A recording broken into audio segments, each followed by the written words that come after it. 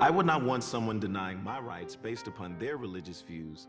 Therefore, I should not deny others based upon mine. And I can't change, even if I try, even if The NAACP has passed a resolution endorsing gay marriage as a civil right. She keeps me warm, she keeps me warm, she keeps me warm, she keeps me warm, she keeps me warm. Before my brother Brennan passed away in 2010, he was the first person to fight for the rights of gay athletes in professional hockey. If you can run, You can run. If you can dribble, You can dribble. If you can play, you can play.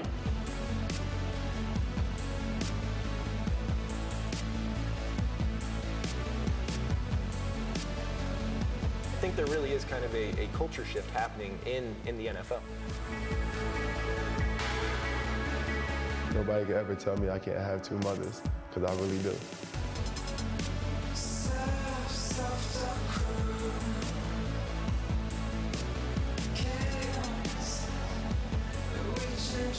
Out on the Street is the first leadership summit for Wall Street by Wall Street, where hundreds of the industry's senior leaders engage to discuss international LGBT opportunity. Together, the titans of the financial services industry are standing up as agents of change.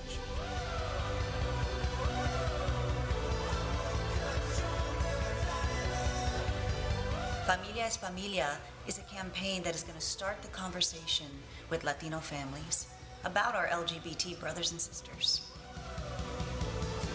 You gotta remember, Latinos are at the core are about family unity.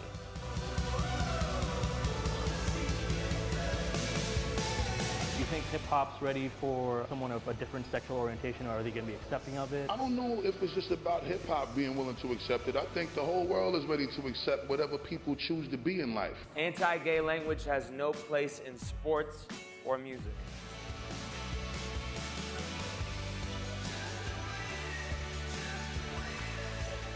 How could I deny any couple, whether they're gay or straight, that incredible bond of marriage? To deny the opportunity to any of our daughters and sons solely on the basis of who they are and who they love is to deny them the chance to live up to their own God-given potential.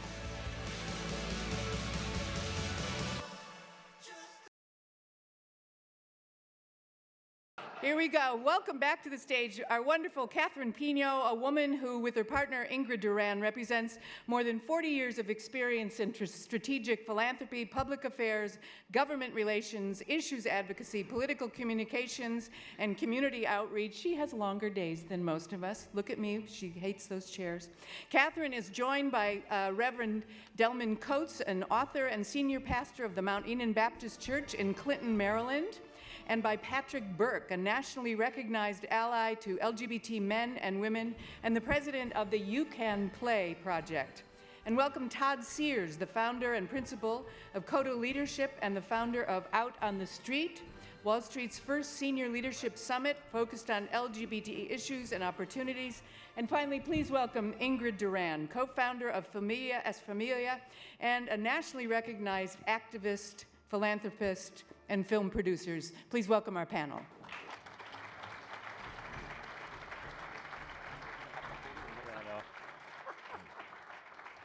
Good morning. Morning. How is everybody? Great. Ingrid, no flirting.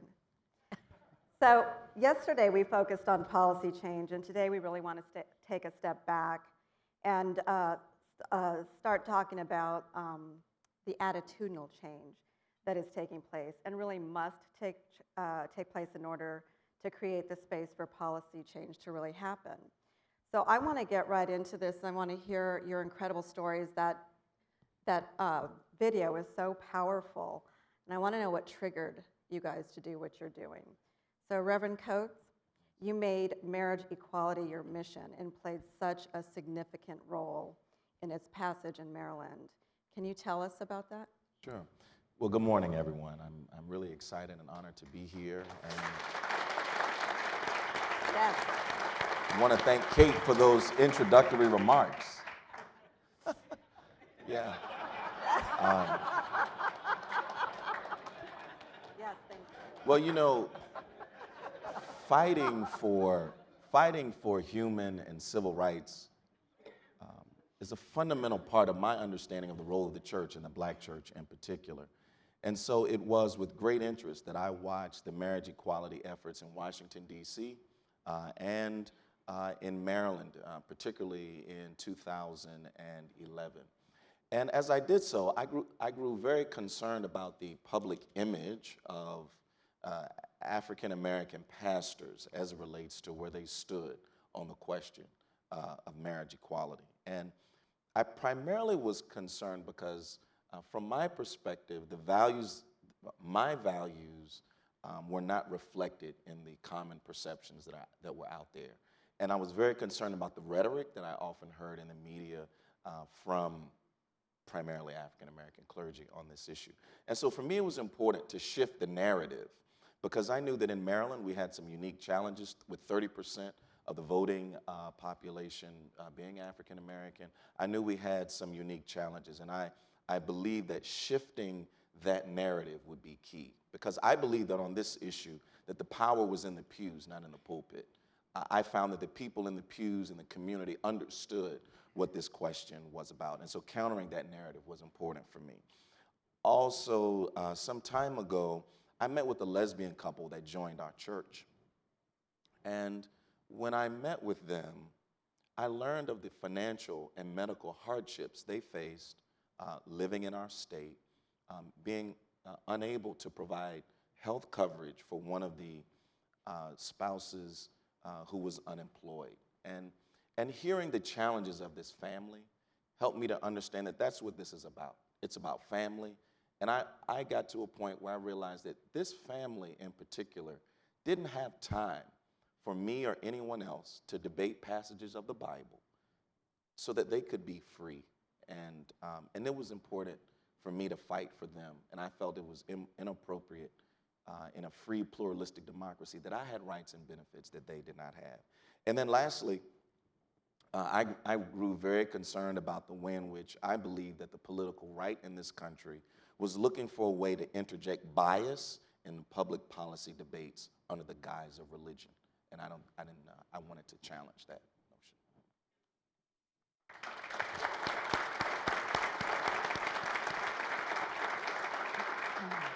Patrick, I'm incredibly touched by your family story, and Brendan will always be a hero in my book. Can you tell us about your story and why you're doing what you're doing?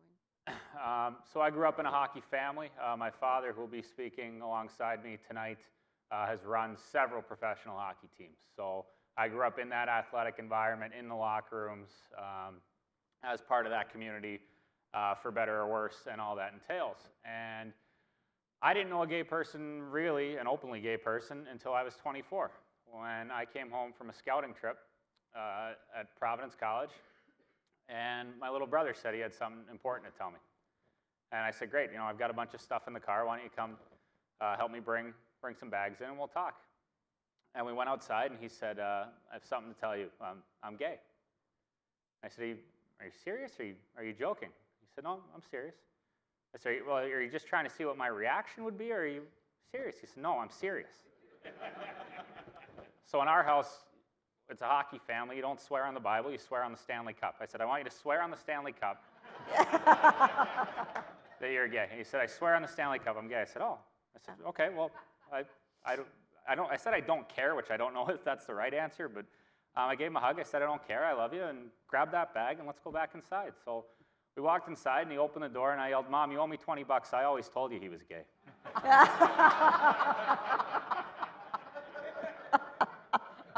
So his coming out in our house was easy, thankfully, but 2 weeks after that, I had to have a much harder conversation with him. And because I grew up in the athletic culture, I grew up throwing around words like, that's so gay, and no, don't be a fag, and throwing those things around very casually. And I had to sit down my little brother, my best friend, someone I knew who looked up to me, and say, I'm sorry. And I'm sorry if you ever felt like your big brother wouldn't love you. And I'm sorry if you ever felt like I wouldn't support you. And I'm sorry if I ever made your life harder. And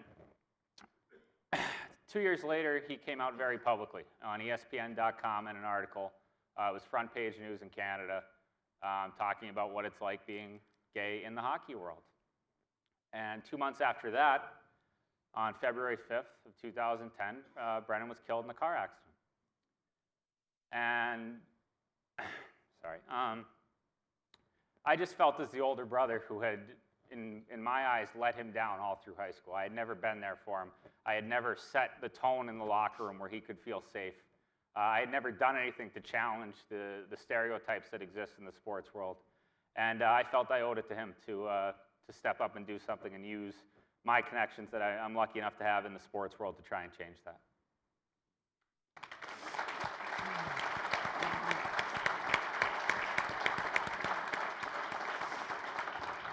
So Todd, I talked to you earlier about my experience when I was in New York, and I had many friends who were on Wall Street, and there was sort of this underground culture on Wall Street of LGBT people. So I'm so excited about what you're doing. Can you talk more about it? Thanks. First of all, thank you for that. Yeah. My mascara is a bit running now. That's why I don't wear any. It's smart. I wasn't, but then Kate put it on me this morning, and she stole it from Irv. Yeah. So good morning. I'm actually thrilled to see so many people here. I was placing bets on how many people would actually show up this morning. I guess to talk about Out on the Street, I have to talk a little bit about my personal story that took me there. There's sort of two pieces to how Out on the Street came about.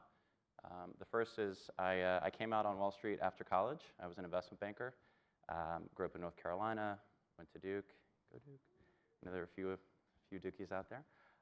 And moved to New York, and actually never had a problem. I was in a fraternity, had a great time in college, all positive. My parents were supportive, really nothing negative. In my second week on Wall Street, my MD called the guy beside me a faggot. And so I immediately went back in the closet and started making up girlfriend names, and which when I talk about this to Wall Street firms, some people ask, how did I remember the names? And I always say, I just think of drag queens. I'd remember drag queens' names, and that was the name of the girl that I was dating. So I ended up leaving that firm and going to a smaller investment bank where I was out from the beginning. And what was great about that was two things. One, it wasn't a big deal to them at all, which was a learning for me because I was very militant about it at that point. I said, well, I'm gay and you need to know that. And they were like, dude, that's great. Good for you. But two, I started to see the business connectivity between the connection I had to a community and the opportunity in the business space, not just from a business development, but also to create change.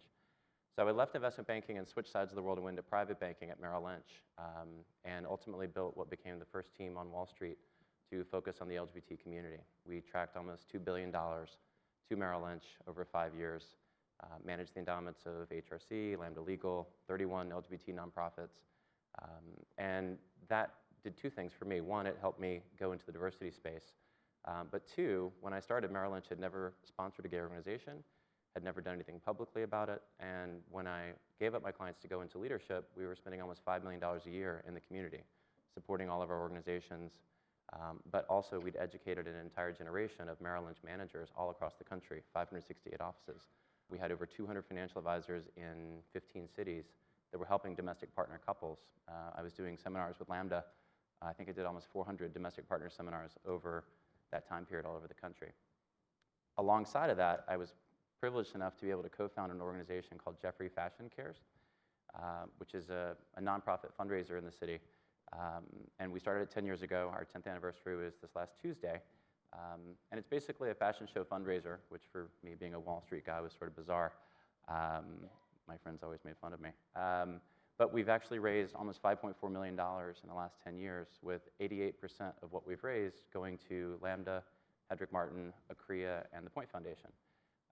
Our event was last Tuesday, and we raised $811,000, which I was pretty proud of. So both of those things were sort of tangential. I left Merrill Lynch in 2008. I went to Credit Suisse, where I was head of diversity for them. And then I started my own company 2 years ago. And the first thing that I really wanted to do was to build something that was LGBT and business-focused for the Wall Street community. So Out on the Street was born. I got 6 senior people from six banks together and said, if I built something that was Wall Street specific, very business focused, and director level and above at your firms, would your firm support it, and would you come?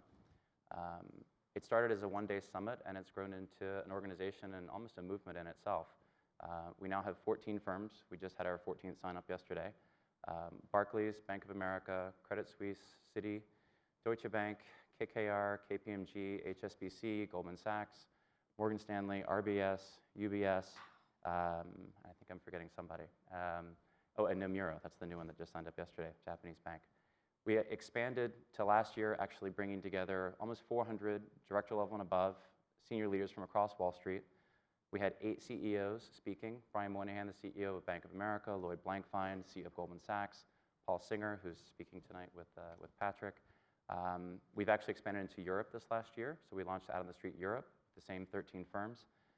And we're going into Asia this fall, which will be the first LGBT business summit in Asia.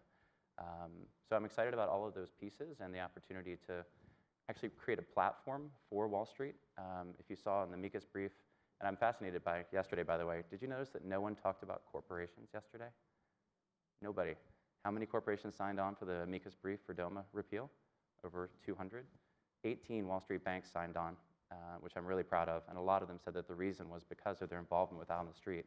And we actually used a lot of that sort of brokering to say, oh, you know, Citi, you're going to do it? Oh, well, Deutsche Bank, you better do it. And, you know, the banks like to be a little bit competitive. So I'm hopeful that we'll continue to grow this and use it as a platform for engaging the movement.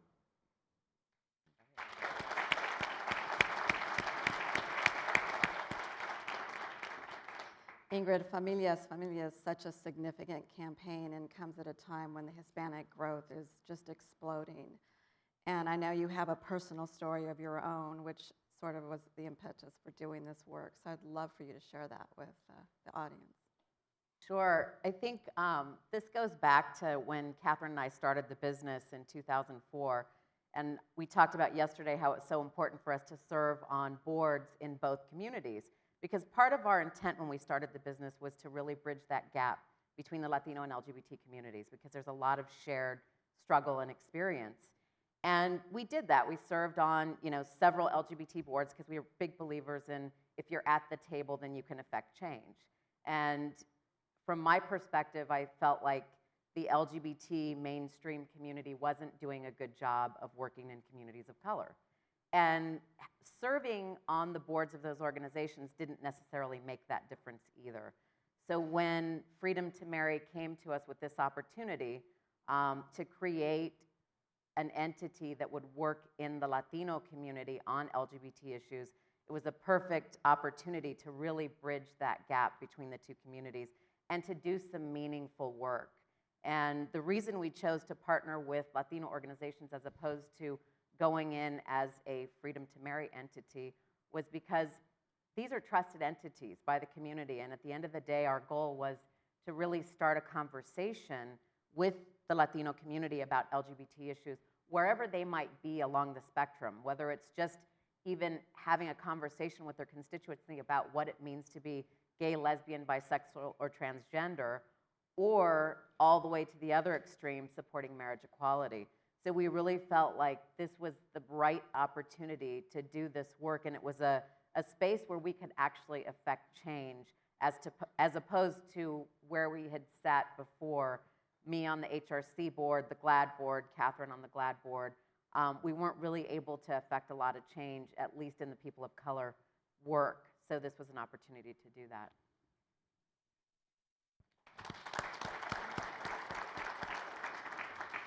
So I want to move the conversation a little to the values frame through which you guys are all doing your work. Reverend Coates, you talked about the power of the pew. And on the one hand, you have the power of the pew, and on the other hand, you have the pastors. Can you talk a little bit more about that? Yes, well, one of the things that I've attempted to remind people of in our faith community, both with pastors and lay people, is the golden rule: do unto others as you would have done unto you. And I think that's an incredibly powerful reminder for people. And also we are encouraged in Scripture that whosoever will, let him or her come. And so that helps us to understand that we ought to be a faith community and we ought to be a broader society where inclusion is one of the fundamental values that informs the work that we do. Now, when I decided to get involved in the marriage equality effort issue, the campaign was right upon us. When I met with Governor O'Malley in Maryland in February of last year, I think he was planning to present a bill the next day, right? And so I understood that success meant we had to expand the movable middle, right? And so to do that, one of the things that I really emphasized with people, primarily those in the church and with other colleagues, is the importance of separation of church and state, which for me is a fundamental doctrinal value. And as such, we do not want to have a society in which people legislate their religious beliefs. We want to have a culture where people have religious freedom and liberty, but I'm very concerned about some of the theocratic language that you hear from many folks on the right. And so the separation of church and state means that we can have civil marriage and we can have religious marriage. And there is no act of the state that requires or obligates any religious institution to define the religious right of marriage in the way that there are some religious institutions where I couldn't get married because I'm not a part of that religious tradition. They have that right. And so I've attempted to remind pastors of the separation of church and state. And then I think that there also has to be a respect for theological autonomy. I think that one of the reasons we were successful in our congregation, I'll just put a small commercial here. When I came out in support of marriage, many of my colleagues thought that 2012 would be the end of my ministry. There's no way that a black megachurch pastor can come out for LGBT rights, marriage equality, and survive. And I'm glad to say that last year was the best year in the history of our church. We had over 1,000 people join our church last year, and the people got it. People understood what this is about. But when we went along in this journey together as a congregation, our congregation learned about my support for marriage by reading the New York Times and the Post. I didn't prepare them in any way. And I wouldn't recommend that to any pastors. But I helped people to understand, you know what, you have the right to your personal theological views. I'm not imposing my theological beliefs, views, and convictions, on you. And I think that helping people to understand that, they have room to grow, to evolve, and I think people appreciated that. And then lastly, I'll say that when I think about where marriage is going around the country, and primarily what's going to have to happen in the South, I believe that there is a theological premise that we're going to have to do more to challenge. For many people of faith, the Bible and Scripture is their source of authority on matters of faith and practice. And there is the presupposition that the Bible condemns homosexuality. This is the premise underneath much of the opposition to LGBT rights. And I believe that more has to be done to help people understand that the Bible, there is not one passage in the Bible, from my perspective, that condemns homosexuality. That the language in Scripture, despite some of the perceptions from many of our English transliterations, what these texts are addressing are acts of sexual violence, rape, exploitation, and abuse. But this is not the same as condemning two consenting adults being involved in a consensual relationship. And when I see leading evangelical pastors on mainstream television assuming and claiming and stating this, we're going to have to do more work to undermine that, because it causes people of faith or Christians to assume that I have to support gay rights despite my understanding of the Bible. And I support gay rights because of my understanding of the Bible, not despite that. And I think that more. Oh my God. Amen. Patrick, you appeal to people with a pretty subtle message of inclusion. I mean, if you can play, you can play. And your work basically recognizes that people who love a sport like hockey have a connection around the love of hockey and their desire to play well and win. And that's really what's important. and it doesn't matter if you're gay or straight. So I would love for you to talk a little bit more about that, and also the work that you're doing in Catholic church, with Catholic schools. When we were gearing up for this, we were looking at the sports landscape and recognizing that every sport at every level has different communities. So what I say when I go into a professional hockey locker room, there's going to be a lot of Canadians in that room, a couple Americans, some Russians, some Swedes, some Finns. It's going to be predominantly white. And there's going to be some language issues with the Russian guys, and he's probably going to be hungover. It's true, sorry. When I went in and met with the Toronto Blue Jays, it's a professional baseball team. It's heavily Latino. When we go do work with the NBA or the NFL, it's heavily African American. NFL has a large Samoan population. How do we have one message that can reach every group? How do we find a way that you can have one unified message in the sports world that gets everybody under one umbrella? So we thought, what's the thing that unites athletes? We're all competitive. Everyone wants to win. So we frame it as, let's do this on a competitive basis. If you can play, you can play. If you're good enough to help your team win, then it doesn't matter if you're gay or straight or black or white or Samoan or Russian or hungover or whatever it might be. And when it's framed that way,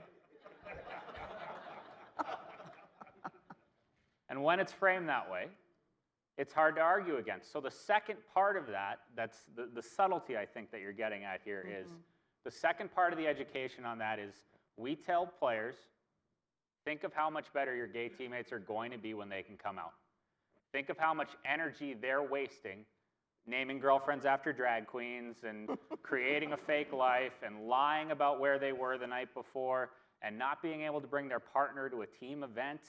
The lies, the deceit, the pressure, the crushing pressure that a gay professional athlete is dealing with right now, take that off their shoulders. Take that away and think about now all that energy is directed at lifting weights and knowing your playbook and being a better, more included part of your team. And so we frame this as, look, support gay athletes and you'll win more. The second thing we do that you mentioned our work with Catholic schools, we are apolitical, we are a-religious. We do not take any stance on any issue outside of the sports arena.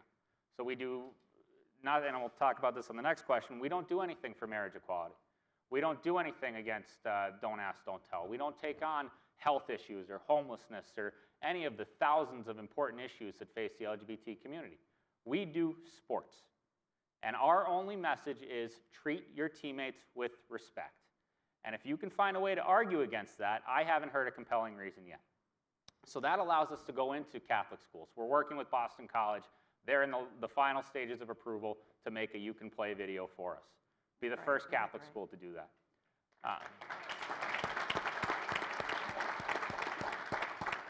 We've spoken at Providence College. We're in talks with Notre Dame, my alma mater, to go back in and talk there. I speak at Catholic high schools regularly. And it's because our message is just about sports. So coaches can't argue with it. Hey, I'm saying you should have the best players possible. What coach is going to argue with me on that? Management. You know, I'm a professional scout for the Philadelphia Flyers. My life is based around finding talented players who can help us win. And I'm really good at it, but I'm not so good at it that I can eliminate an entire group of people for any reason, whatever reason that might be. So we frame it this way, we keep it simple, and it's really, really tough to argue against. And that's, as I said, that's allowed us to go into talking about different communities, going into the Toronto Blue Jays with a Latino LGBT athlete who was able to speak Spanish and talk with the Latino players about what it means to be an LGBT athlete. Go into Boston College, Providence College, work with the predominantly white Catholic Irish-American athletes there. Go into Duke University, who did a You Can Play video for us, and work with their basketball team and their football team, and cross those boundaries because we're not putting up new walls. We're not saying we're an LGBT group in sports that's also for the Democratic Party, or for the Christian church, or for atheism, or for whatever it might be. We're saying we're for sports, and we're for the right of the LGBT community to participate fully in sports.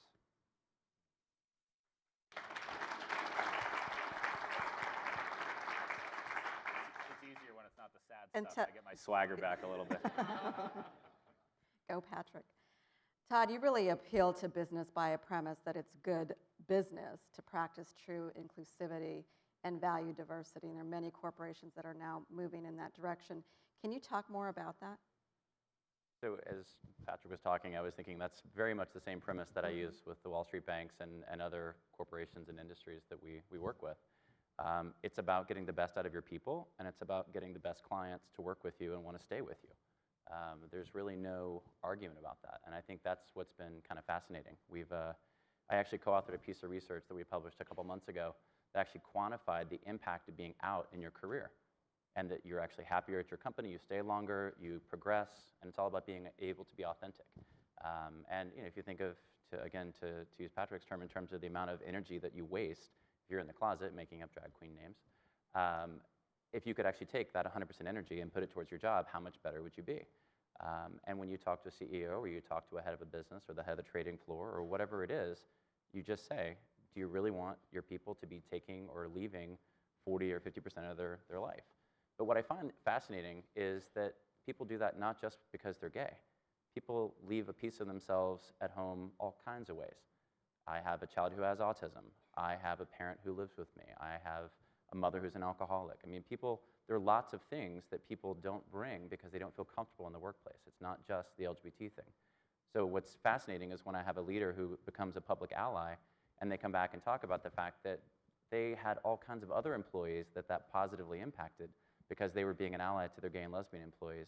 It's kind of an interesting piece. I think what's been huge, and we talked a little bit about it yesterday, I guess, in terms of having visible allies. I say that a lot of the banks don't have senior out people.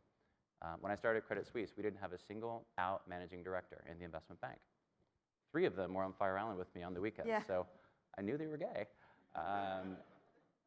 And so I literally started having one-on-one conversations saying, okay, you need to be out. And the pushback I got was, well, been here 25 years, I run the trading floor, I'm good. I don't really need to come out. And I would make the argument that, yeah, you actually do need to come out because the next generation of talent needs to see you.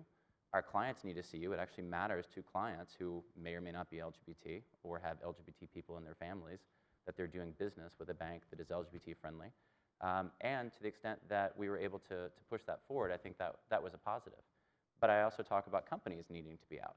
So it's all great to have the 100% on the HRC Corporate Equality Index, which most of the companies do, which I applaud. But do they talk about it? And how do they actually practice it? And I think that's the whole company coming out piece. And that's why I was so pleased that so many companies signed the amicus brief. And if you saw Howard Schultz, the CEO of Starbucks, 2 weeks ago at his shareholders meeting, did you guys see that? That was fantastic. If you don't like Starbucks stand-up marriage equality, sell my stock. Like, beautiful. I thought that was kind of brilliant. And I think that's what we're trying to achieve. Last year, we had, our opening panel was Brian Moynihan, the CEO of Bank of America, Lloyd Blankfein, the CEO of Goldman Sachs, Paul Singer, CEO of Elliott Capital. And I was backstage with them beforehand, and I had a bit of a moment when I thought, holy shit, what am I doing? And so Blankfein, if you've ever seen him sort of unscripted, is quite remarkable. He looks at my name tag, and they'd abbreviated out on the street with OOTS. And he says, Oots, what's Oots? And I said, out on the street. And he's like, oh, well, thank God it's not the out on the street, because then it'd be toots, and that'd be awkward.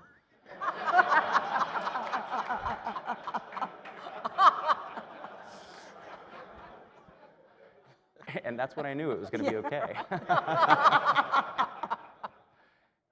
Fast forward a year later, some of the quotes that Lloyd actually said on that stage went global. We got coverage as far away as Japan for Lloyd Blankfein saying that marriage equality was good for his business.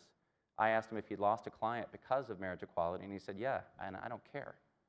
That went global as well. We had over 125 million press impressions last year between the New York Summit and the European Summit that we had.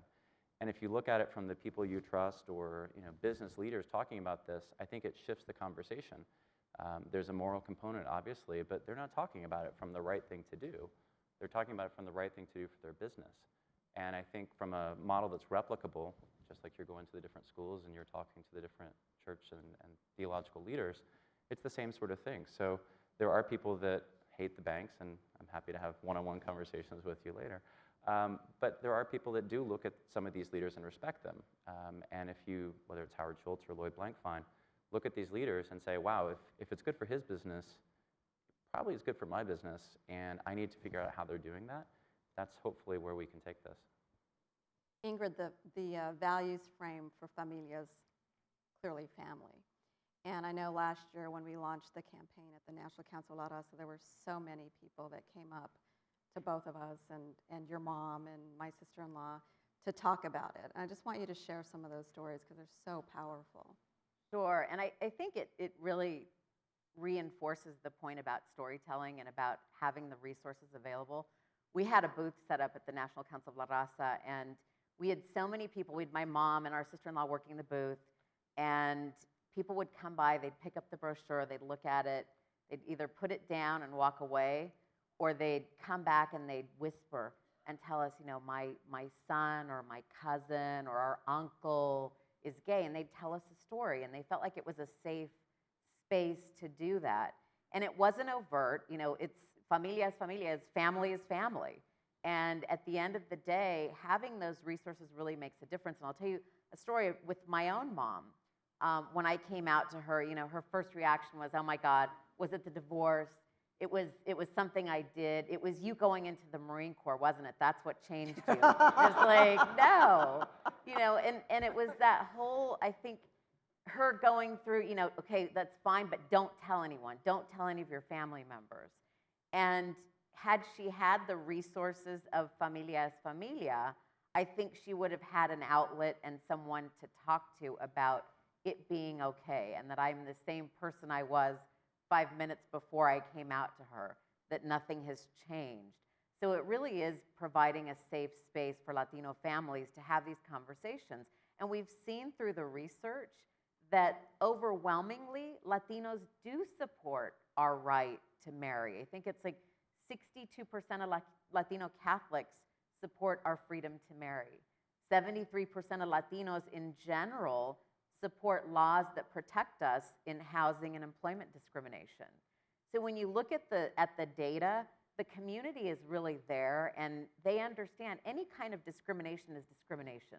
So that's kind of that common theme that we share as two communities, and that's what bonds us, is for them to understand that if you're being discriminated because you're gay or lesbian, it's no different than if you're being discriminated because you're Latino or because you're undocumented.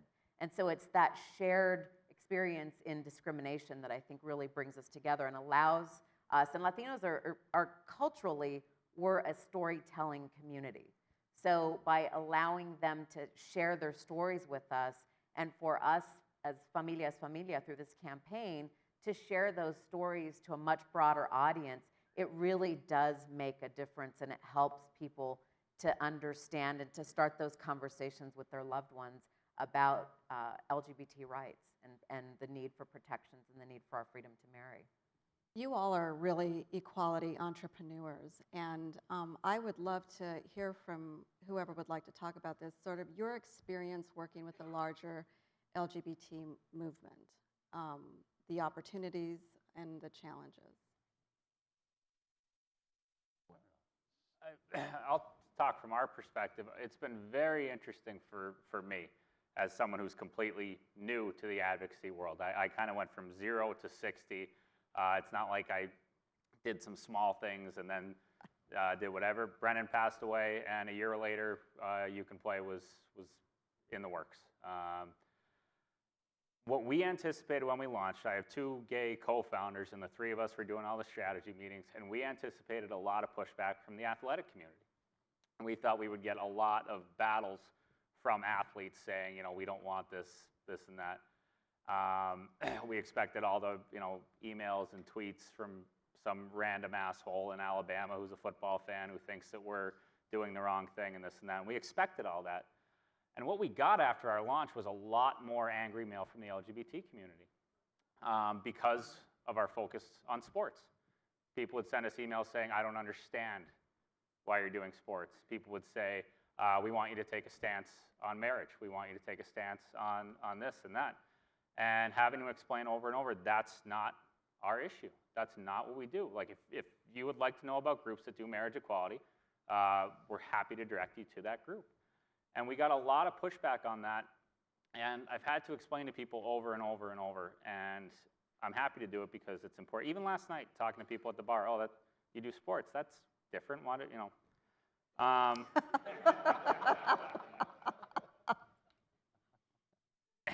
All the stuff that's being done to make equality legal is amazing and important and vital, and it has to be done, and the people who do it are awesome.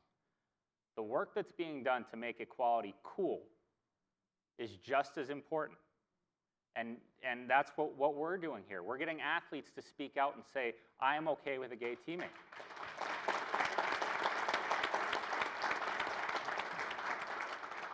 And there are places that laws don't reach. There are high schools where the quarterback of the football team who's being homophobic doesn't care that there's a law against bullying.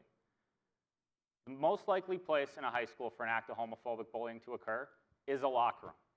And the vast majority of groups that do work with high schools do not provide resources or training for coaches and gym teachers. They say, oh, we met with the counselors, we met with the teachers, we met with the principal. And I say, that's great. What'd you do for the football coach? Oh, we didn't meet with him. You don't see the gaping hole in the advocacy right now? That if we can keep these kids in sports, right now, GLSEN just did one of their major surveys that are awesome. 25% of LGBT high schoolers are athletes. And the correlation between playing athletics and self-esteem and lower suicide rates and higher grades and success going forward throughout your entire life has been shown over and over and over again. What if we can make these locker rooms safe for LGBT athletes at the high school level, and that number goes up to 50% or 75%? The long-term benefits for the LGBT community, for the youth who are going to grow up to be our future leaders. And the short-term benefits, we're getting emails from kids who said, I didn't quit football because of this. I didn't quit hockey because of You Can Play. And what that means is also the other emails that we're getting that are, I didn't kill myself because of this. I didn't think I could live without football, and now I know I don't have to. I didn't think I could live without basketball, and now I know I don't have to. Short term, this type of stuff keeps kids alive. Long term, we're going to have, you know, in 20 years, this room will be packed with athletes, packed with them.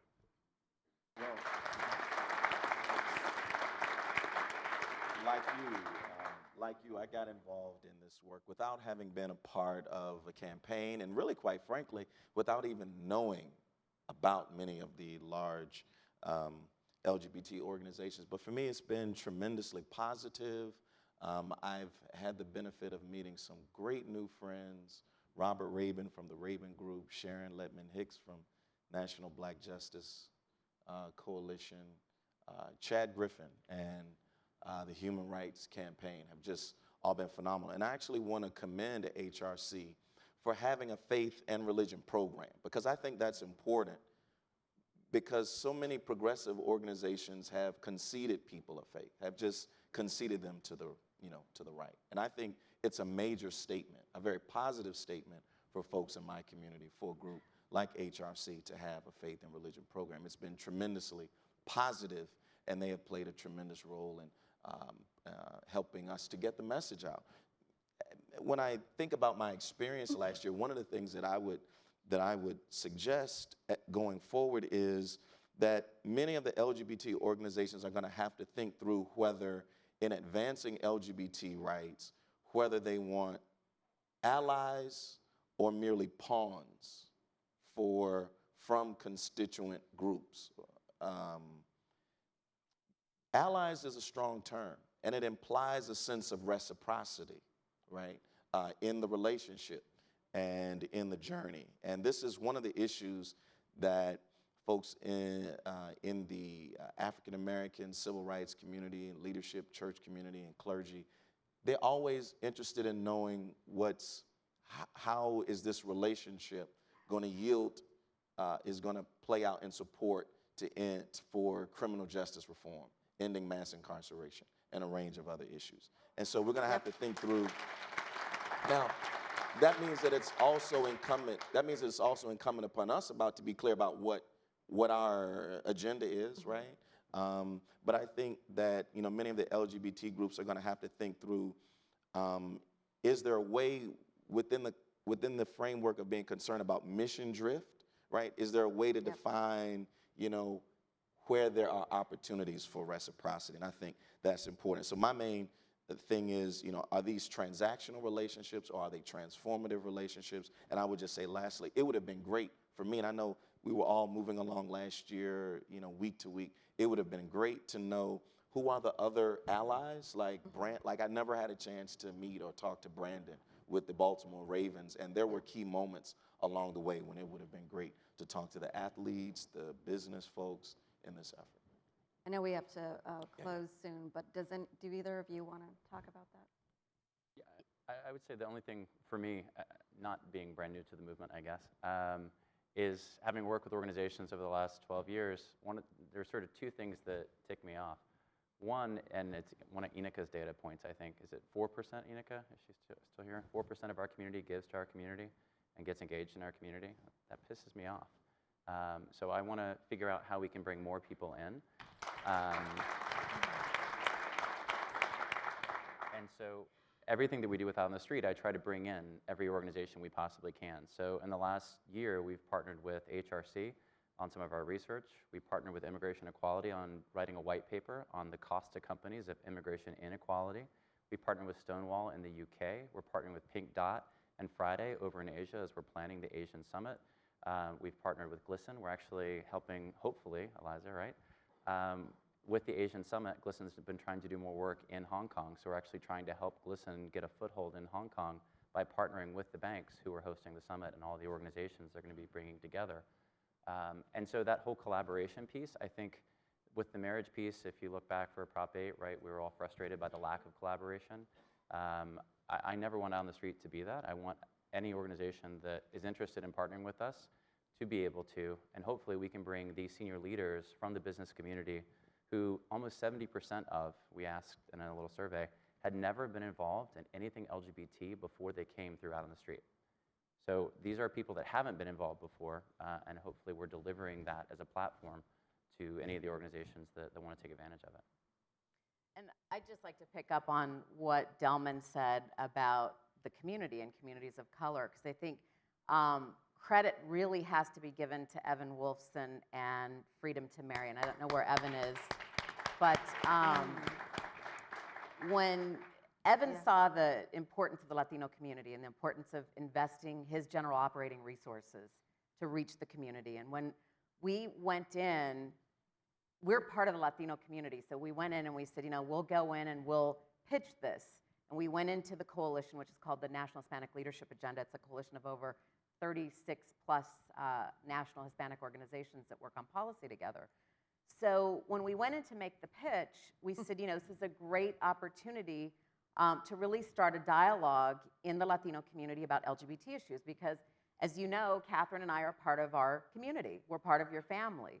And you know, the pushback we got, we didn't expect them to take a vote right then and there, but they did, which caused an uproar. And of course, some of the more conservative Latino leaders said, you know, we can't do this, you know, this isn't right, we don't have a quorum, you know, they gave us all the excuses. And finally what they said is, okay, we're partnering with Familia es Familia, with the public education campaign. We're not partnering with Freedom to Marry. We're not partnering with an LGBT organization.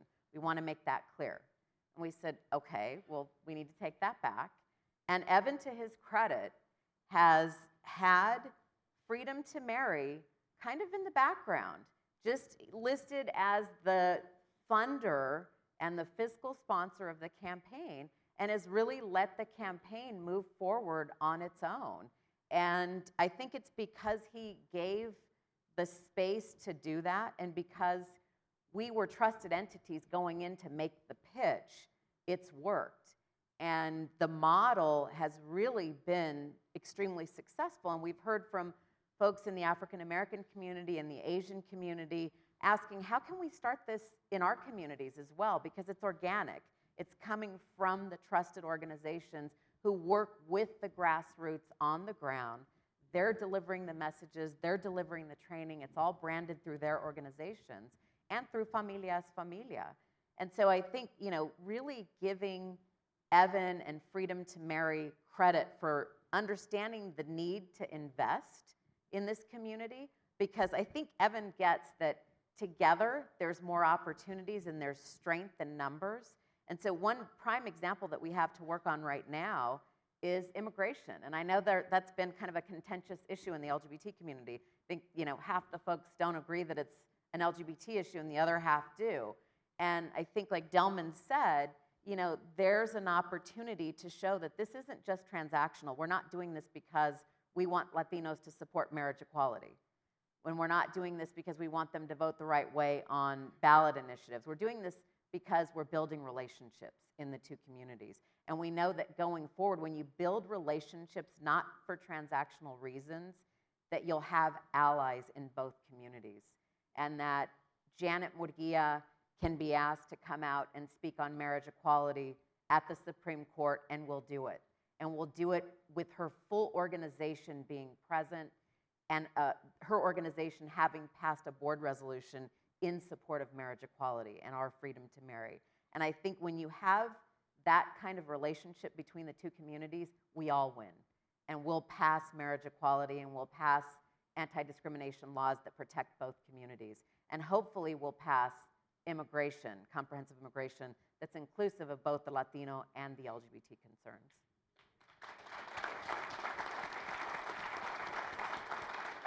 So we have about 3 minutes left, and I'd really love to hear from each of you shortly where you're going with your work and what kind of impact funders what kind of role that funders in the room can play in helping you get to where, I know you can only do this in 50 seconds, but I'm sure Kate will be okay if I go just a little bit over.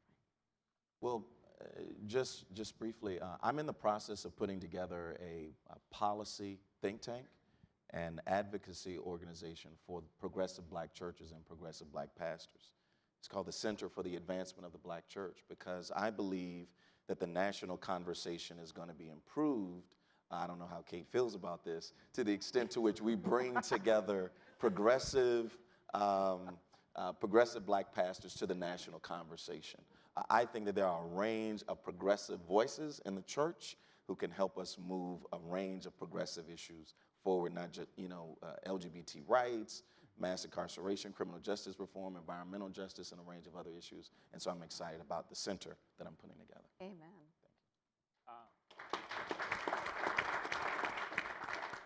We've got some pretty cool stuff coming. We just announced a partnership with Wade Davis, who's a gay ex-NFL player, to open the first ever LGBT sports camp this summer here in Chicago. Starting with basketball, and then we're going to be expanding that work. Wait till you guys see the hockey one I'm going to put on. It's going to be ridiculous. The thing that I would say for funders looking to be involved with these things is get inside. Everyone's talking about the communities here. Look at it from the perspective of the community.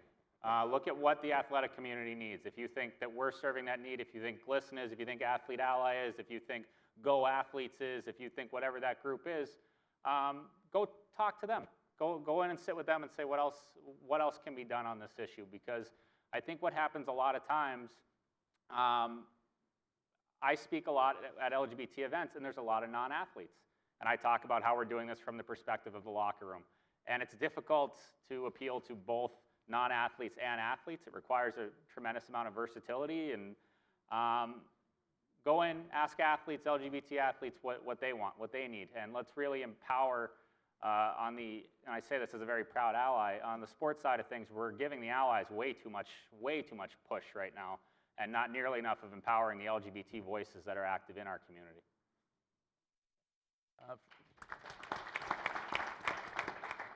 I think there are three things for out on the street. One, as I mentioned, we are going global. So to the extent that you have colleagues, friends, et cetera, in Europe or in Asia, that's how we've grown, is through word of mouth. It's not a funded organization except through the organization, so you couldn't actually donate, but you can donate your political capital and your personal capital to help us find the right people to help us get engaged with these companies. Two, we're actually expanding the model. So we're actually building out in law, as well as potentially out in tech. Same sort of model, senior leadership, engagement, business-focused, and also sort of in the industry verticals. And then the idea is to connect across the industry verticals and we're calling it Out Leadership. That's sort of the broad umbrella. We're also framing out what we're calling the Outstitute, which is an LGBT Emerging Leader Institute that will be global, 100 people, 100 young leaders in our community from around the world, not necessarily through corporations, bringing them together to hopefully increase their connectivity and hopefully engender them to be a part of our community. And I think the last thing I'll say is that we mentioned the laws changing, et cetera, and I think there's a role for corporations to play in pushing that, but after the laws change, the cultural piece, the hearts and minds piece, and the talent development of our community and these corporations is really what I want us to focus on, because ultimately we will win some of these equality fights. But in the UK, for example, they have most of these things, and there's a huge level of apathy. And I know Terrence said it yesterday, that's his biggest fear. It's one of my fears too.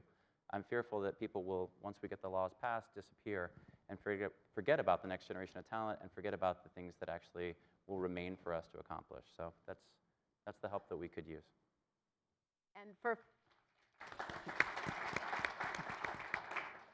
And for Familia, I want to thank the Arcus Foundation because they gave us the money to assess our partner organizations.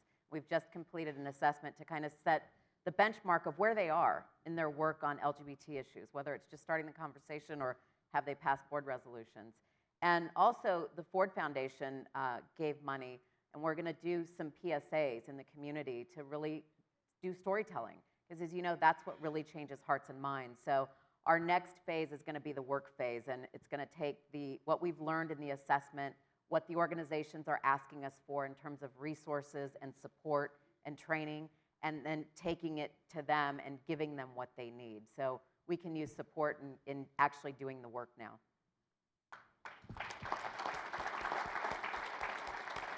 Well, I want to thank each and every one of you for doing what you're doing and such powerful stories. So thank you.